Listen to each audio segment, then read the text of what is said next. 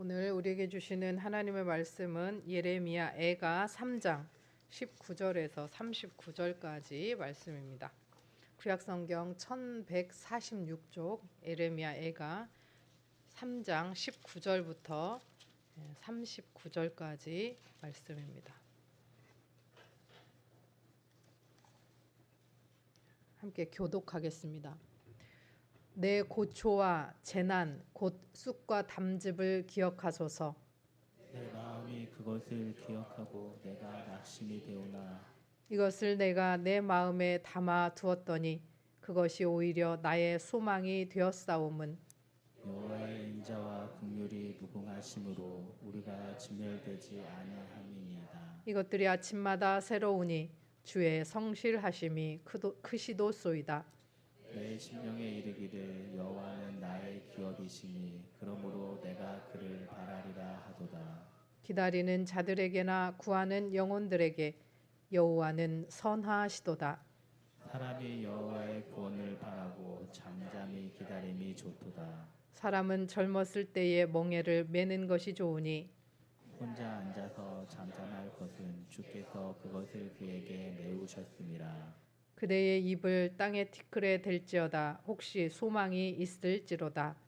자기를 치는 자에게 뺨을 돌려대어 치욕으로 배불릴지어다. 이는 주께서 영원하도록 버리지 아니하실 것임이며 그가 비록 근심하게 하시나 그의 풍부한 인자하심에 따라 긍휼히 여기실 것임이라. 주께서 인생으로 고생하게 하시며 근심하게 하심은 본심이 아니시로다. 세상에 있는 모든 갇힌 자들을 발로 밟는 것과 지존자의 얼굴 앞에서 사람의 재판을 굽게 하는 것과 사람의 송사를 억울하게 하는 것은 다 주께서 기쁘게 보시는 것이 아니로다. 주의 명령이 아니면 누가 이것을 능히 말하여 이루게 할 수 있으랴. 화와 복이 지존자의 입으로부터 나오지 아니하느냐. 살아있는 사람은 자기 죄들 때문에 벌을 받나니 어찌 원망하랴. 아멘. 이것은 하나님의 말씀입니다. 사실 우리가 이제 너무 힘든 상황, 인생이 너무 힘들고 고달프고 어려움이 이렇게 닥칠 때 이제 혼자라는 생각을 참 많이 합니다. 그러면서 망망대해 아무도 없이 전화번호를 아무리 뒤져도 전화 올 곳 하나 없는 그럴 때는 하나님마저도 나를 버렸구나 이렇게 생각이 되죠. 이제 부흥이가 엄마 전화번호부에 아빠라고 쳤는데 없어 이러는 거예요. 약간 센치해져 가지고 그래서 그러면 작은 아빠라고라도 저장을 해라 그랬더니 작은 아빠는 아빠가 아니잖아 이러더라고요. 우리는 부모, 그러니까 엄마, 아빠 이런 존재에 굉장히 의지를 하죠. 그러다 보니 하나님 아버지, 하나님 우리 아버지시다라고 하는 것에 상당히 위로를 받습니다. 특별히 저나 뭐 다른 사람들처럼 어렸을 때 부모를 먼저 보낸 사람들은 신앙 교육을 할 때, 야, 너는 육신의 아버지는 안 계셔도 하나님 아버지가 너의 아버지야 라고 하면서 이렇게 좀 더 하나님께 의지할 수 있는 거를 만들죠. 그렇기 때문에 어떤 면에서는 육신의 부모가 아이들을 학대하거나 제대로 못 해주면 하나님 아버지를 받아들이는 것에 대해서도 굉장히 어려움을 겪을 수가 있습니다. 그래서 우리가 정말 살아가면서 아이들한테 사랑을 베풀어야 되는 이유가 뭐냐? 하나님 아버지께서 당신의 생명으로 우리를 사랑하셨다는 것을 아이들이 알 수 있어야 되기 때문에 그렇습니다. 그런데 막상 하나님이 우리 아버지시다, 우리에게 모든 걸 주신다라고 생각을 하고 있는데 기도해도 응답이 없어요. 내가 원하는 대로 응답이 없어요. 달라지는 게 하나도 없어요. 나아지는 것이 하나도 없어요. 상황이 바뀌었으면 좋겠는데 오히려 더 악화되고 이럴 때, 야, 하나님마저도 나를 버렸나 보구나 라고 생각이 되죠. 그런데 또 들려오는 소식들은 옆에 있는 사람들, 다른 사람들은 뭐만 했다면 다 잘 된대. 그럼 무슨 마음 들겠어요? 하나님 나만 미워하시나? 이런 생각이 들 수도 있죠. 오늘 본문의 저자 예레미야도 아마 그런 절망의 한가운데 서 있었을 거예요. 하나님이 시키는 대로 다 했어요. 예언하라. 네, 매 맞아 가면서 웅덩이에 빠져 가면서 예언했어요. 근데 처참한 결과, 그리고 진짜로 예언이 이루어져서 이스라엘 백성들이 다 끌려가고 포로로 끌려가고 성전은 황폐해지고 무너지고 이런 것들을 눈으로 목도해야 됐다라는 거죠. 그래서 예레미야는 3장 10절에 이렇게 얘기합니다. 그는 내게 대하여 엎드려 기다리는 곰과 은밀한 곳에 있는 사자 같으사. 하나님이 마치 이제 엎드려 기다리는 곰과 은밀한 곳에 있는 사자가 뭐 하려고 은밀하게 엎드리고 기다리겠어요? 사냥하려고, 잡아먹으려고, 찢어 죽이려고. 그렇게 느껴졌다는 거예요. 그렇게. 그리고 16절에 보니까 조약돌로 내 이들을 꺾으시고 재로 나를 덮으셨도다. 그러니까 재로 덮었다는 건 슬픔이 가득했다는 거예요. 그러니까 나를 온전히 내 몸이 다 망가지고 이가 부러지고 뼈가 으스러지는 이런 상황, 슬픔의 상황으로 나를 몰아넣으신 것 같다라고 하죠. 근데 이거는 단순한 비유가 아니에요. 시인은 진짜로 하나님께서 자기에게 그렇게 하셨다라고 그거 너무나 큰 고통을 절규하고 있다는 거죠. 그래서 하나님이 보이지 않는 것 같고 오히려 하나님이 내 대적 같다. 나를 대적하는 사람 같다. 그래서 오늘 18절에 보니까 스스로 이르기를 나의 힘과 여호와께 대한 내 소망이 끊어졌다. 그러니까 하나님께 대한 소망이 아예 끊어졌다라고 이 시인이 예레미야가 얘기를 하고 있는 것이죠. 이 기록이 언제 된 거라고요? 바벨론에 의해서 예루살렘이 함락되고 나서, 예루살렘 성전이 무너지고 나서, 성전이 불타고 성벽이 허물어지고 백성들은 다 끌려가고 또 전쟁과 기근으로 막 먹고 살 수 없는 그런 신음 속에서 이루어졌다라고 하는 거죠. 그러니까 절망의 한복판에서 나온 신음이다라고 하는 겁니다. 그런데 오늘 이 절망의 한복판에서 놀라운 반전을 예레미야는 우리에게 줍니다. 21절, 22절, 23절인데요. 함께 교독하겠습니다. 이것을 내가 내 마음에 담아 두었더니 그것이 오히려 나의 소망이 되었사옴은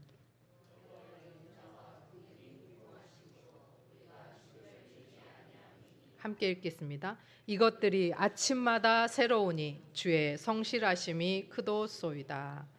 네, 자, 이거 액자에 많이 봤죠. 그 다음에 찬양도 하죠. 아침마다 새롭고 늘 새로우니 주의 성실이 큼이라. 네, 찬양하죠.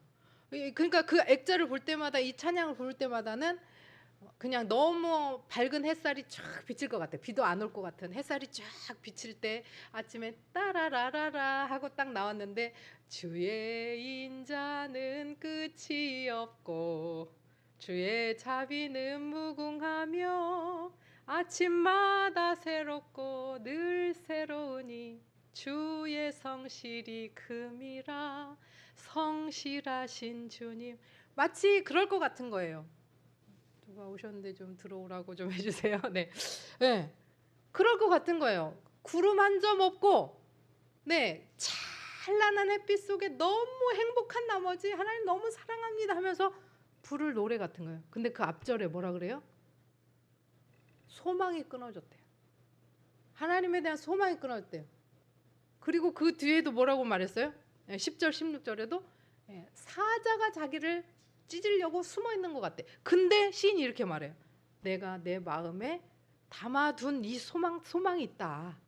그래서 이렇게 고백할 수 있다라고 얘기를 한다는 거죠. 자, 도대체 무엇이 이 절망뿐인 사람의 입에서 소망을 노래하게 했을까? 무엇이 그렇게 했을까? 자, 여기서 이것을 내가 내 마음에 담아두었더니 라고 하는, 내 마음에 담아두었다라고 하는 말은 뭐냐면요, 돌아오다라고 하는 뜻을 가진 단어예요. 돌아오다. 마음에 담아두었다라고 해석했는데 원래 히브리어에는 돌아오다라고 하는 뜻을 가진 단어를 사용했어요. 그래서 이건 뭐냐면 돌아오다인데 그냥 억지로 끌려서 돌아오는 게 아니라 의도적으로 마음을 돌이켰다라고 하는 거예요. 의도적으로. 그래서 다시 가져오다, 되돌려 놓다, 의도적으로 마음을 돌이키다라고 하는 의미로 사용되는 단어를 사용하고 있다라는 거예요. 마음에 담아두다, 그 말이 의도적으로 마음을 돌이킨 거예요. 그러니까 절망 가운데 있지만 그 절망 속에서 의도적으로 마음을 누구에게로 돌이켰다는 거예요? 하나님께로. 절망을 보지 않고 의도적으로, 내 눈은 계속 절망을 봐. 절망을 향해 막 이렇게 가고 있어. 그런데 의도적으로 목은 막 돌아가려고 하는데 몸이라도 이렇게 하고 이렇게 와 이렇게 하는 것처럼 의도적으로 했다라고 시인은 예레미야는 얘기하고 있는 거예요. 그래서 절망이 저절로 사라지기를 기다리지도 않았고 자기 마음이 바뀌기를 기다리지도 않았어요. 환경은 그대로예요. 눈에 보이는 폐허, 성전이 불탔고 전쟁 중이고 백성들은 다 끌려갔고 상황은 그대로예요.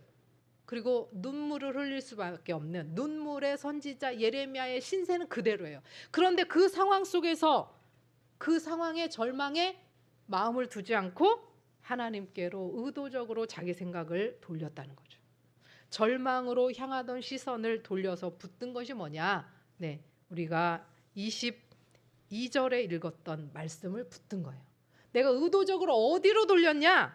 여호와의 인자와 긍휼이 무궁하심으로 우리가 진멸되지 아니함이로다. 여호와의 인자와 긍휼이 무궁하시다. 그러니까 이 예레미야가 절망에 고개를 돌리지 않고 하나님께 마음을 돌려서 억지로라도 마음을 돌릴 수 있었던 이유가 뭐냐? 하나님의 성품 때문이라는 거예요. 하나님의 어떤 성품? 인자와 긍휼. 인자와 긍휼. 자, 인자. 여기서 인자 너무 많이 들어봤어요. 헤세드, 하나님의 사랑, 인자, 뭐 자비, 뭐 이런 많은 단어들로 했는데 헤세드가 뭐라 그랬어요? 언약, 약속에 근거한 절대 변함이 없는 고집스러운 사랑. 상대가 변할지라도 조건을 달지 않고 끝까지 사랑하시는 그 사랑이 헤세드예요. 그러니까 하나님의 사랑은 완전히 손해보는 계약서예요. 언약을 했어. 근데 언약의 당사자인 우리가 조건에 맞지 않고 그 자격을 상실했어도 하나님은 항상 그 자리에서 고집스럽게 사랑하신 그 사랑이 바로 헤세드. 그럼 여기서 긍휼이라고 표현된 단어는 어떤 말이냐? 긍휼. 네, 긍휼이라고 표현된 단어는 라함이라고 하는 말인데요. 그 라함은 자궁이라고 하는 말을 뜻한 레헴에서 왔어요. 자궁. 그러면 어머니의 자궁만큼, 어머니의 뱃속만큼 사랑이 가득한 곳이 어디 있겠어요? 그렇죠? 10달 동안 자녀를 위해서 먹고 싶은 거 안 먹어요. 커피가 아무리 먹고 싶어도 절제. 네, 절제하죠. 커피도 절제하는데 몸에 나쁜 거. 뭐 크리스찬들은 당연히 안 하겠죠. 술, 담배 하겠어요, 안 하겠어요? 절대 안 하죠. 절대 안 하죠. 그다음에 지방 막 높은 거, 콜레스테롤 높은 거 먹겠어요, 안 먹겠어요? 몸에 좋은 것만 골라가지고 신선하고 좋은 것만, 단백질, 지방도 좋은 지방, 비타민, 무기질 해가지고 얼마나 그렇게 먹겠어요? 그리고 뭐라 그래? 태교. 생각도 어떻게 해요? 좋은 생각만 해요. 좋은 생각. 엄마의 자궁만큼, 엄마의 뱃속만큼 사랑을 표현할 수 있는 게 없어요. 그런데 그 레헴에서 온 라함이라고 하는 긍휼이 그 단어를 쓰고 있다는 거예요.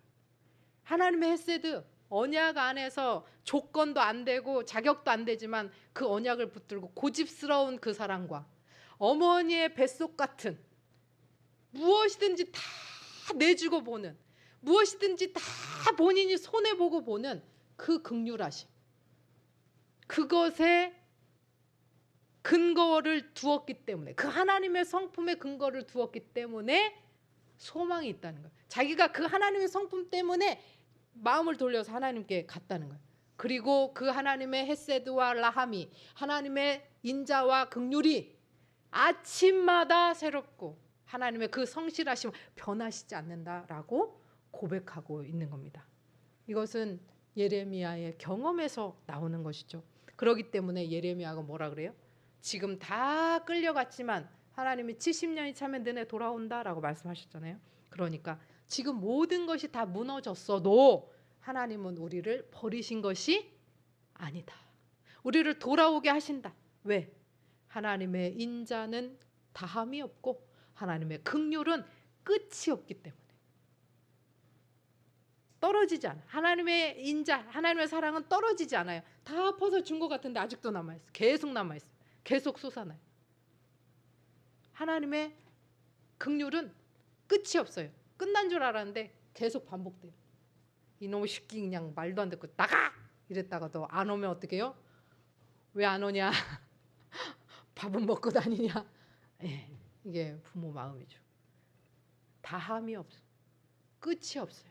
그 사랑으로 하나님이 우리에게 오시기 때문에 우리는 결코 진멸되지 않는다라고 선포하는 것이죠.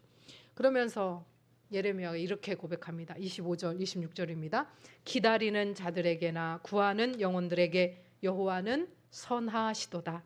사람이 여호와의 구원을 바라고 잠잠히 기다림이 좋도다.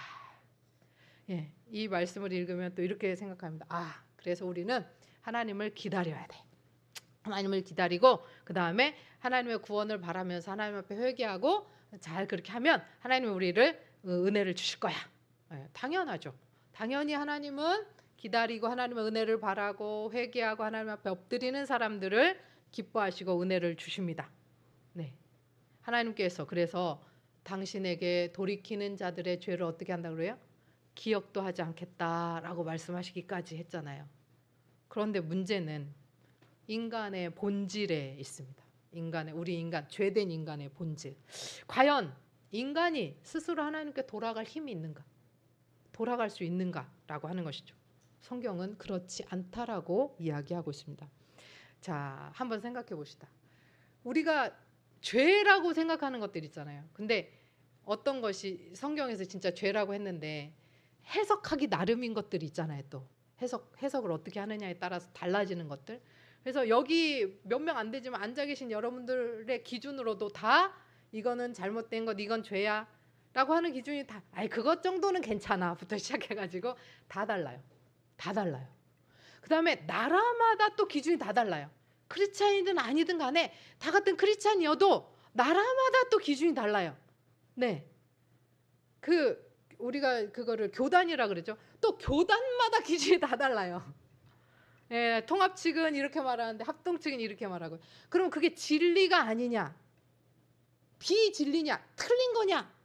저는 틀린 것은 아니고 다른 거다라고 표현하고 싶은데, 그러다 보니 진짜 하나님께서 죄가 뭐라고 하시는지 우리가 명확하게 알 수 없는 것들도 있다. 그리고 하나님은 죄라고 했는데 나는 그것을 죄가 아니다라고 막 하고 다니는 것들도 많다. 제가 생각할 때는 혐오, 차별 이런 것들은 굉장히 하나님의 사랑에서 위배되는 거기 때문에 굉장히 큰 죄라고 생각하거든요, 저는. 그런데 또 달리 생각하시는 분들도 있잖아요. 그리고 이거는 너무나 동전의 양면 같고 하나님의 공의와 사랑과 이게 있기 때문에 어떻게 해석해야 될지 모르는 경우들도 많아요. 그러다 보니 우리는 죄에 대해서 판단할 기준이 우리들에게 있지 않고 하나님께 있다. 그래서 선악과를 따먹은 게 뭐가 죄냐? 선악을 알게 하는, 선악을 분별하게 하는 그 열매를 따먹고 나도 하나님만큼 지혜로워져서 선악의 분별을 내가 하겠다라고 하는 교만, 그것이 불순종을 불러왔다라고 하는 것이죠.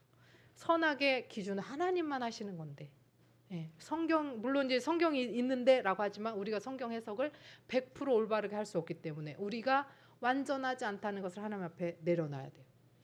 내가 말하는 것, 내가 생각하는 것이 정의고 진리다라고 말할 수 없을 때가 있다는 거죠.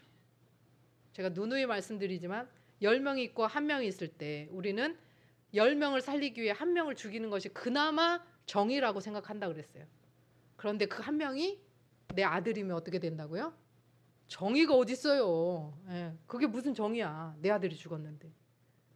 근데 하나님은 그 일을 하신다는 거예요. 모든 사람을 살리시기 위해서 당신의 아들을 주시기까지 하셨다는 거죠. 근데 우리 입장에서는, 우리의 연약한 인간의 마음으로는 그것을 받아들일 수 없는 것이죠. 그래서 우리는 사실 죄가 뭐가 죄인지 명확하게 깨달을 수 없다. 죄로 그 본성이 무능해진 우리들은 명확하게 죄가 뭔지를 깨달을 수 없다. 두 번째, 깨달았다 하더라도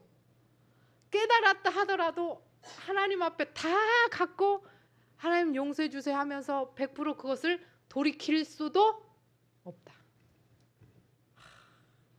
여러분들 얘기가 아니고요, 제 얘기예요, 제 얘기. 깨달아졌다 하더라도 돌이켜야 되는데 또 어떻게 해요?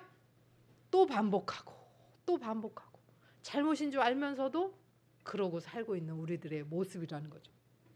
그러면서 어떻게 해요? 죄를 감추기에 급급하고 도망가기에 급급해요. 누가 그렇게 했어요? 아담이 그렇게 했어요. 아담이 처음에 죄를 짓고 누구에게 죄를 떠넘겨요?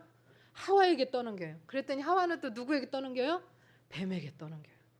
결국은 하나님이 창조하신, 하나님이 지으신 뱀 때문에 내가 이렇게 됐어요라고 하면서 결국은 땡땡땡 따라서 하나님 때문이에요라고 말하는 그것까지 간다라는 거죠. 그래서 우리는 어떻게 됩니까? 환경 탓해요. 어떤 상황이 되면 환경 탓합니다. 그리고 내 상처 이런 것을 탓합니다. 그러면서 나를 어떻게든 그 죄에서 이렇게 책임을 회피해 보려고 하는 인간의 무능함을 드러내게 돼 있다는 거죠. 그래서 여러분, 우리가 진멸되지 않고 하나님의 사랑 안에 거할 수 있는 이유가 뭐냐? 우리의 기다림이 온전해서, 우리의 회개가 완전해서 그런 것이 결코 아니다.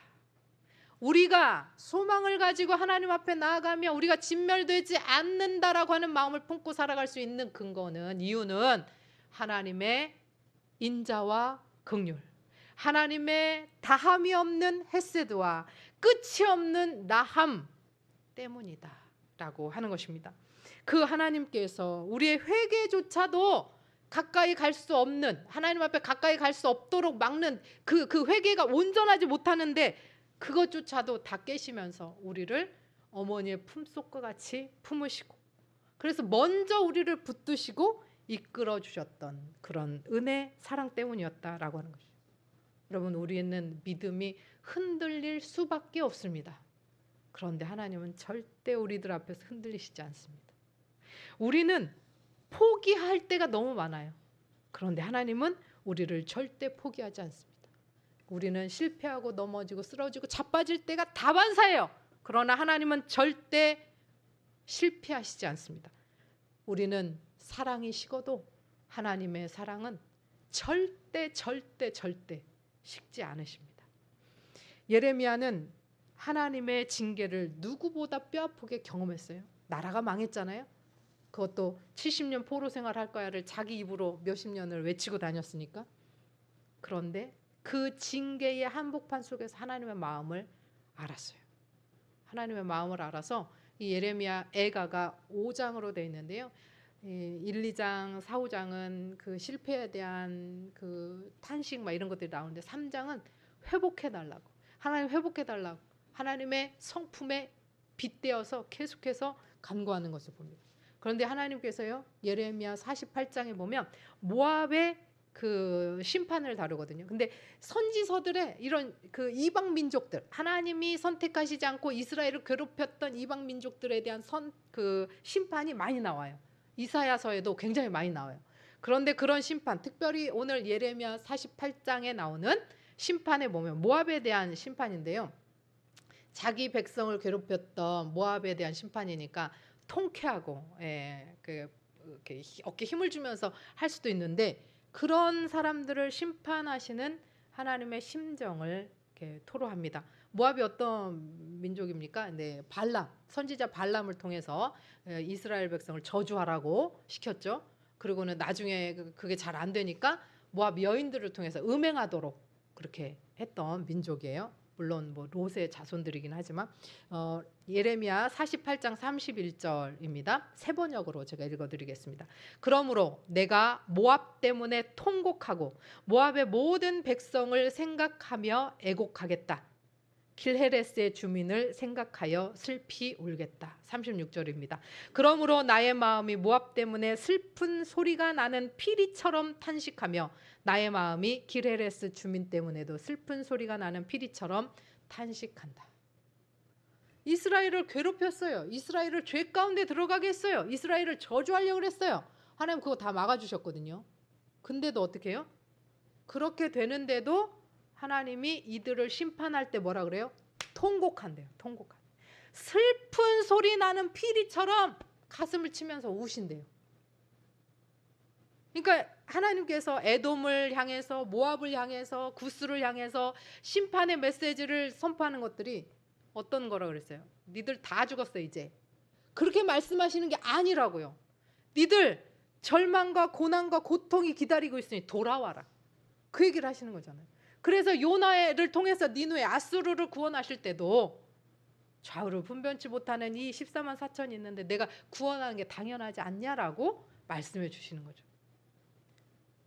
하나님은 공의를 행하시면서도 어떻게 하셔요? 그 멸망당할 죄 가운데 있었던 사람들의 멸망조차도 기뻐하시지 않는다. 즐거워하시지 않는다. 심판 속에서도 그들의 당할 고통 때문에 피리를 부는 그 슬픈 노랫소리처럼 탄식하시며 우는 분이다. 그래서 하나님의 마음은 뭐라 그럽니까? 네. 그 하나님의 본심이 아니다라고 말씀하시잖아요. 근심과 걱정하게 하는 것이, 인생으로 고생하게 하는 것이 하나님 본심이 아니다라고 말씀을 하시는 겁니다. 원수 때문에도 우시는 하나님이라면, 네, 그렇다면 사랑하는 자녀 때문에는 어떡하겠어요? 사랑하는 자녀 때문에는 어떡하겠어요? 여러분, 진짜 자식은 어떻게 할 수가 없는 것 같아요. 남편 잃은 사람은 과부라고 한다 그러죠. 부모를 잃은 사람은 고아라고 한다 그러죠. 자녀를 잃은 사람은 부를 말이 없대요. 그 고통이 얼마나 큰지 부를 말이 없대요. 그만큼 자녀에 대한 사랑이 큰 거죠. 하나님이 우리를 향한 사랑이 큰 거죠. 우리가 고난 중에 눈물을 흘릴 때 그래서 하나님은 우리를 결코 놓지 않으시고 눈도 떼지 않으시고 바라보고 계신다라고. 그래서 경계하는 손 또는 징계하는 손이 있어요. 하나님 야단치고 이럴 때도 있죠. 우리가 잘못했을 때. 그렇지만 그것보다 더 크게 우리를 위해서 울어주시는 하나님, 그분이 바로 우리의 아버지시다라고 하는 겁니다. 하나님의 눈물은 안타까움으로 끝나지 않고 결국 십자가에서 독생자, 당신의 아들을 내어주시기까지 함으로 결론을 맺습니다. 만일 인간이 스스로 자기 죄를 깨닫고 알고 돌이킬 수 있다. 그래서 내가 이렇게 죄를 했구나. 확실하게 알고 진짜 하나님이 원하시는 그 안에서 그럴 수 있다면, 그래서 온전한 회개가 이루어질 수 있다면 예수 그리스도의 십자가가 있을 필요가 없죠. 우리가 그걸 못하기 때문에, 또 죄짓고 제대로 알지 못하고 하기 때문에 하나님께서 그리스도를 십자가에 못 박히신 거예요. 그래서 십자가는 돌이킬 능력조차 없고 뭐가 죄인지도 제대로 알지 못하는 무능하기 짝이 없는 인간을 향해 하나님이 먼저 찾아오신 압도적인 헤세드 사랑의 완성이다 라고 하는 것이 우리가 늘 항상 붙들어야 될 것이다 라는 거예요. 어디를 가서도 하나님은 사랑이십니다 라고 말할 때 이 말씀을 붙들고 있어야 되는 이유입니다. 예수님은 무너질 예루살렘 성전을 보면서 AD 70년에 로마군에 의해서 그 무너질 성전을 보면서 눈물을 흘리셨죠. 그러면서 그 눈물을 흘리면서 예루살렘아 예루살렘 하면서 통곡하신 모습을 보이셨습니다. 그런데 그 통곡으로 끝나신 것이 아니라 십자가로 우리를 살리시는 길로 걸어가셨다라고 하는 것이죠. 예레미야 애가의 시인인 이 예레미야는 하나님께서 조약돌을 들어서 내 일을 꺾으셨다, 찍으셨다라고 절규하지만 결국 십자가에서 예수 그리스도가 뼈가 부러지시고 옆구리에 창이 들어오시면서 모든 물과 피를 다 흘리시고 그 당신의 절규, 고난 속에서 우리의 모든 심판과 죄의 심판과 우리의 모든 고통을 다 짊어지셨다는 거예요. 맹수에게 찢기듯 채찍에 온몸이 갈기갈기 찢기셨어요. 그리고 우리가 받아야 될 흑암의 권세에 그 모든 것들을 담당하셨고 결국 죽음의 권세를 다 담당하시고 결국 죽음의 권세를 깨뜨리시고 부활하셨다라고 하는 겁니다. 하나님은 독생자 예수 그리스도께 우리 죄를 담당시킴으로써 하나님의 헤세드를 마침표 하셨다라고 하는 겁니다.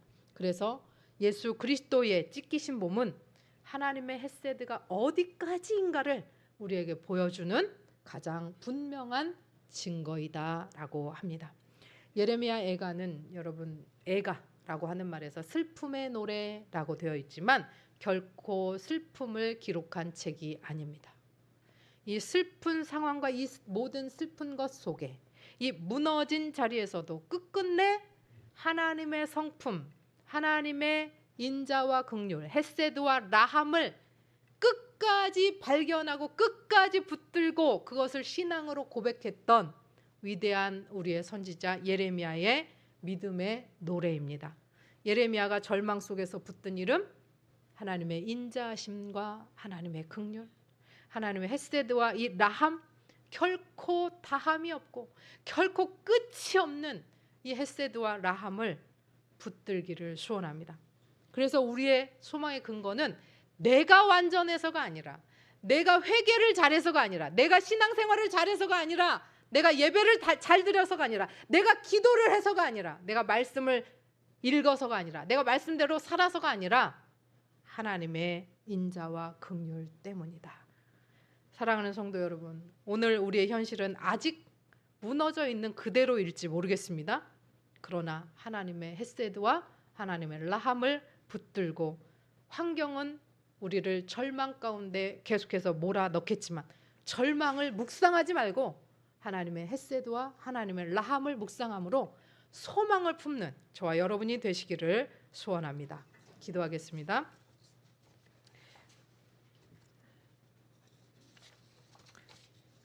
사랑의 하나님 아버지, 인자와 긍휼이 다함이 없고 끝이 없는 하나님의 이름을 기억하며 절망의 자리에서도 주님 앞에 나아갑니다.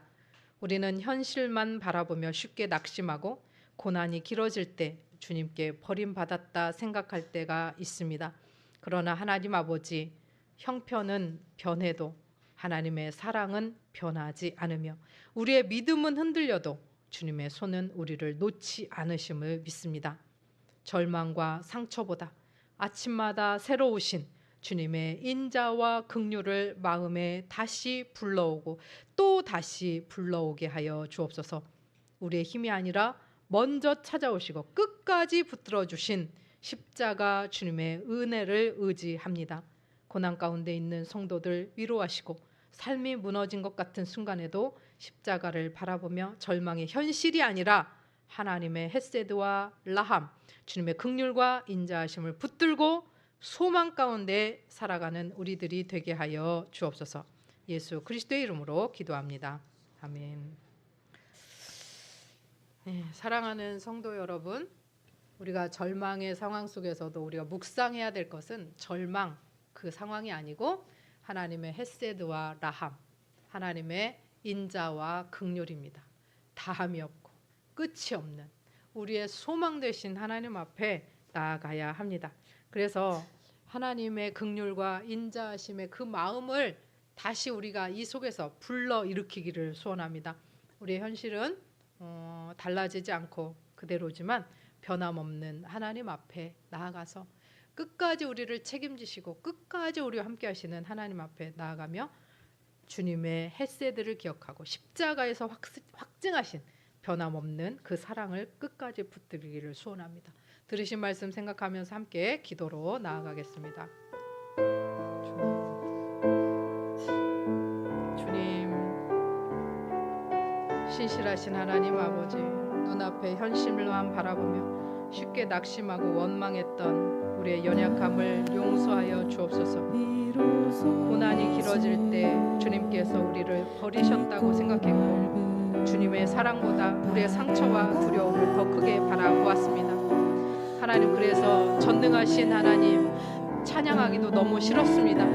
전능하신 하나님이라고 찬양할 때마다 나에게만 왜 가혹한 하나님이고 저 사람에게는 전능하신 하나님입니까? 라고 하나님께 원망했습니다. 그러나 주님, 절망으로 향하는 우리의 생각을 다시 돌려 주님께 우리의 마음을 돌립니다. 눈앞의 현실보다 아침마다 새로우신 하나님의 헤세드와 라함을 마음속에 다시 불러오게 하여 주옵소서. 우리의 인생과 가정과 자녀와 미래를 주님 앞에 내어 드리오니 아버지 하나님, 역사하여 주시고 책임져 주시옵소서. 질병과 경제적인 어려움과 관계의 상처와 해결되지 않은 문제로 지친 성도들을 긍휼히 여겨주시고 눈물을 흘리는 자를 위로하시고 무너진 마음을 다시 일으켜 세워 주옵소서. 우리의 힘과 믿음과 의가 아니라 먼저 찾아오시고 끝까지 붙드시는 주님의 은혜를 의지하며 나아가오니 아버지, 십자가에서 확증하신 하나님의 사랑으로 나아가오니 아버지 하나님, 소망 되신 주님을 잃지 않게 하여 주시옵소서. 아버지, 우리가 주만 바라봅니다. 십자가의 라함과 십자가의 헤세드를 바라봅니다. 자격이 있어서가 아니라, 완전해서가 아니라, 온전해서가 아니라 우리를 사랑하시는 그 하나님의 사랑이 끝이 없어서, 다음이 없어서 우리가 그 사랑에 소망을 두고 나아가오니 우리를 붙들어 주시옵소서. 나 비로소 이제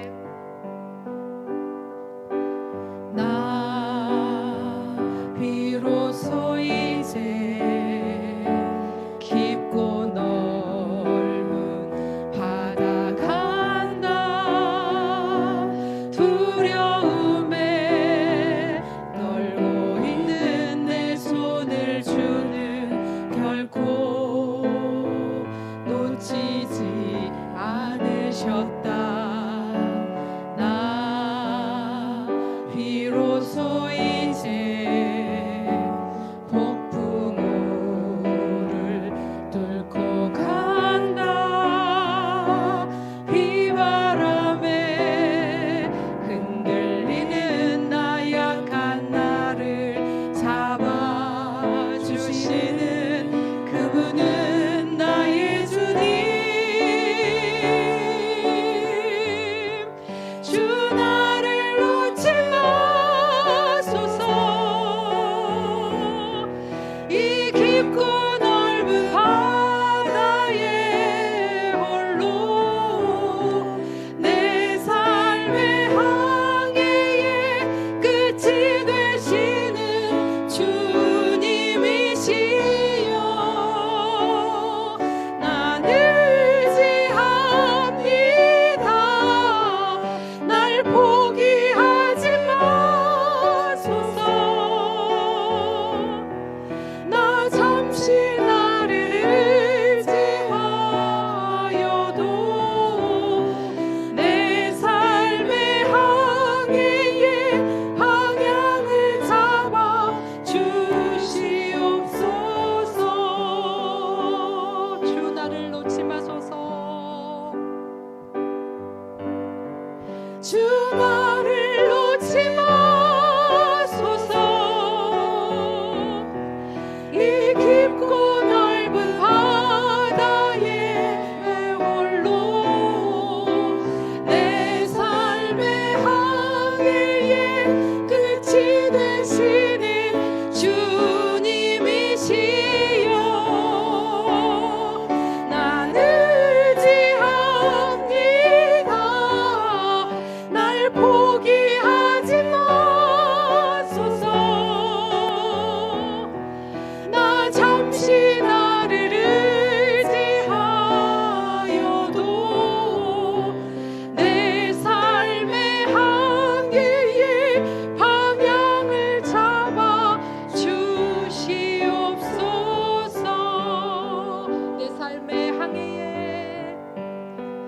내 삶의 항해의 방향을 잡아 주시옵소서.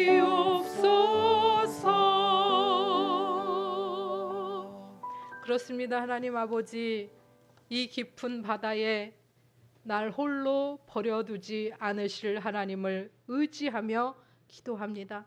아버지 하나님, 우리의 현실은 여전히 무너져 있을지라도 하나님의 헤세드는 결코 무너지지 않음을 믿사오니 절망 가운데서도 억지로라도 주님 내 마음을 돌려 사랑과 은혜이신 아버지 하나님, 신실하신 그 하나님을 바라보게 하옵소서. 어떤 상황 속에서도 소망을 잃지 않고 끝까지 믿음으로 나아가게 하옵소서. 이제는 우리 구주 예수 그리스도의 은혜와 다함이 없는 하나님 아버지의 크신 사랑과 성령의 인도하심이 절망을 묵상하기보다 하나님의 인자와 긍휼을 기억하며 자신의 삶과 가정과 미래를 주님께 온전히 맡기고 어떤 절망 속에서도 십자가에서 확증하신 하나님의 사랑을 끝까지 붙들며 살아가기를 결단하는 백만인 성도들과 오늘 함께 예배하는 성도와 또 그들의 가정과 일터와 자녀들과 모든 만남과 관계와 삶의 자리 위에 특별히 자연재해와 질병과 굶주림과 혐오와 차별과 전쟁과 죽음의 공포 속에 있는 하나님의 인자와 긍휼이 필요한 모든 이들에게 이제로부터 영원까지 함께 하시기를 축원하옵나이다. 아멘.